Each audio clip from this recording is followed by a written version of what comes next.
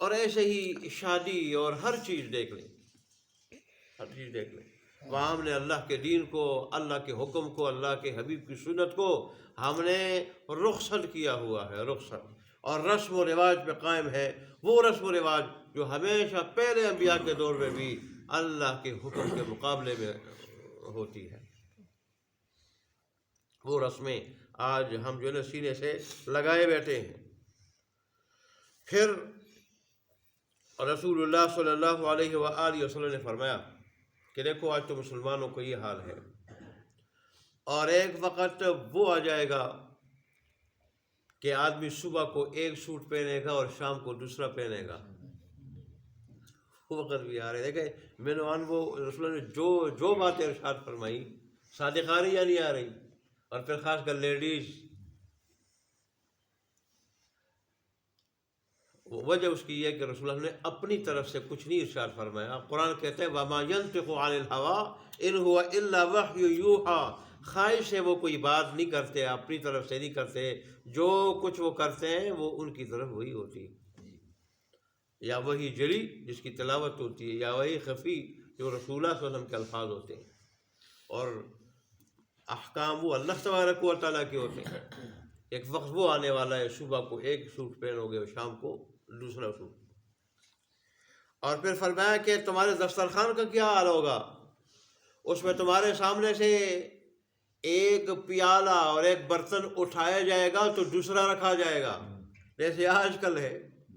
کتنے قسم کے سالن ہوتے ہیں اور کھانے ہوتے ہیں۔ پہلے کھانا کھا لیا اور کھانا چل پڑا، اس کے بعد پھر میٹھے کا دور شروع ہو جاتا ہے، میٹھے کے بعد پھر اوپر سے پینے کے لیے، اس کو ہضم کرنے کے لیے کوئی اور چیز جو ہے نا پینے کا مشروب، اس کا دور، کوئی پیپسی، کوئی کاوا، کوئی اور چیزیں، اس کا دور شروع ہو جاتا ہے۔ تو مطلب دسترخوان بھی ہر قسم کے کھانوں سے بھرا ہوا ہوگا، اور لباس کی بھی کوئی کمی نہیں ہوگی، اور پھر تمہارے گھروں کا کیا حال ہوگا، وَسَتَرْتُمْ بُيُوتَكُمْ كَمَا تَسْتُرُ الْكَعْبَةَ أَوْ تُسْتَرُ الْكَعْبَةَ، کہتے تم اپنے گھروں کو سجانے کے لیے اور اس کی آرائش کے لیے، خوبصورت بنانے کے لیے، زیبائش کے لیے طرح طرح کے پردے جو ہیں وہ ان گھروں پہ کیا کرو گے، ڈالو گے، پردے ڈالو گے، لٹکاؤ گے۔ آج کل آپ نے دیکھا پلاسٹک کی کیسی شیٹیں نکلی ہیں، پلاسٹک کی، یہ وہ زیبائش کے اور خوبصورتی کے، آرائش کے وہ پردے ہیں، کہیں پلاسٹک کی موٹی شیٹ اور عجیب و عجیب رنگوں میں، اور کہیں وہ پتلی شیٹ ایسی کہ آدمی سمجھتے ہیں کہ ٹائل لگے ہوئے ہیں۔ تو کتنی چیزیں، ٹائل، پھر ٹائلیں لے لیں، پھر یہ جو پتھر ہیں یہ لے لیں، کہ جیسے کعبے کو سجایا جاتا ہے اس پہ غلاف چڑھایا جاتا ہے، ایسے تمہارے گھروں کے اندر کیا ہو جائے گا، ایسی خوبصورتی آ جائے گی، اور پھر گھروں کو ایسے سجاؤ گے، پیسہ اتنا ہو جائے گا، دنیا اللہ اتنی دے دے گا،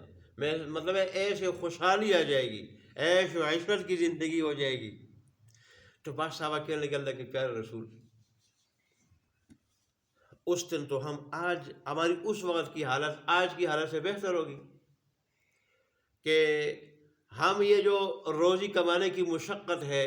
اور پریشانی ہے، ان پریشانیوں سے اور ٹینشنوں سے جو ہے وہ ہماری جان چھٹ جائے گی، اور ہم اللہ تبارک و تعالیٰ کی عبادت کے لیے کیا ہو جائیں گے، فارغ ہو جائیں گے۔ رسول اللہ صلی اللہ علیہ وسلم نے فرمایا نہیں، وہ دن آج کے دن سے بہتر نہیں، بلکہ آج کا دن اس دن سے بہتر، یعنی جب تمہارے پاس دنیا زیادہ آ جائے گی تو پھر ایک تو اسراف میں جو ہے وہ کیا ہو جاؤ گے، مبتلا ہو جاؤ گے اسراف میں، پھر تمہارے اندر تکبر آ جائے گا، غرور آ جائے گا، اور پھر دین کی طرف سے غفلت، بے پرواہی آ جائے گی، اور تمہاری ساری توجہ دنیا کی طرف ہو جائے گی۔ آج دیکھ لینا، میں اس دن کوئی کام سے نکلا، اور ظاہر ہے یہ چند دنوں کے بعد تو میں نے پہلے آبادی کی جو حالت دیکھی تھی، پہلی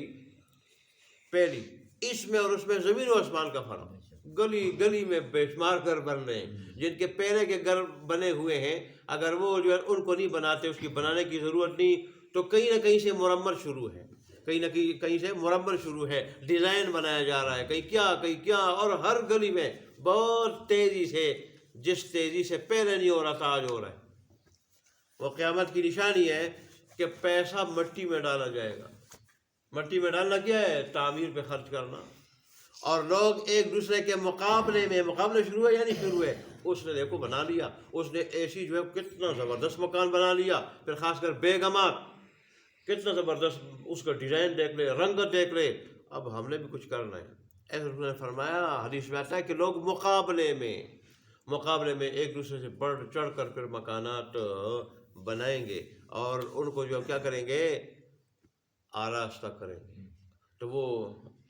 آج دیکھ لیں ہو رہا ہے، لیکن دین کی طرف دیکھ لیں، دین کی طرف توجہ ہے کسی کی؟ نمازیں ساری جائیں، لیکن پیسہ کمانے میں جس طریقے سے بھی ہو، جو دھوکہ ہو، فراڈ ہو، ملاوٹ ہو، جس طریقے سے بھی ہو، پیسہ آ جائے، نمازیں ساری کی ساری ضائع ہو جائیں، اور اس کے علاوہ جو فرائض ہے وہ ضائع ہو جائیں، اور دین برباد ہو جائے، آخرت برباد ہو جائے، اس کی کسی کو کوئی پرواہ نہیں، لیکن پیسہ آ جائے، ہم گاڑی کے مالک بن جائیں، بنگلے کے مالک بن جائیں، بس کوشش ہوتی ہے کہ صبح اگر میں غریب ہوں، اتنی تیزی آئی ہے، کوشش ہوتی ہے کہ شام تک میرے پاس یہ چیزیں آ جائیں، شام والا یہ سوچتا ہے کہ پھر صبح تک یہ چیزیں آ جائیں، بس کسی طریقے سے ہو، میں بنگلے والا، گاڑی والا بن جاؤں، اگرچہ آخرت برباد ہو جائے، رب ناراض ہو جائے۔ اس دن قرآن کے درس میں اللہ تبارک و تعالیٰ نے اپنی آیات میں یہ ارشاد فرمایا تھا کہ وہ آدمی انتہائی ناسمجھ ہے، بے وقوف ہے، جو دنیا کی عارضی اور فانی چیز کے لیے آخرت کی دائمی اور باقی رہنے والی چیزوں کو داؤ پہ لگا دے۔ اس سے بڑھ کر بے عقل اللہ تبارک نے فرمایا اور کوئی نہیں ہو سکتا۔ آج ہم مسلمان وہ بنے ہوئے ہیں، اللہ تبارک ہمارے حال پہ رحم فرمائے، عمل کی توفیق عطا فرمائے۔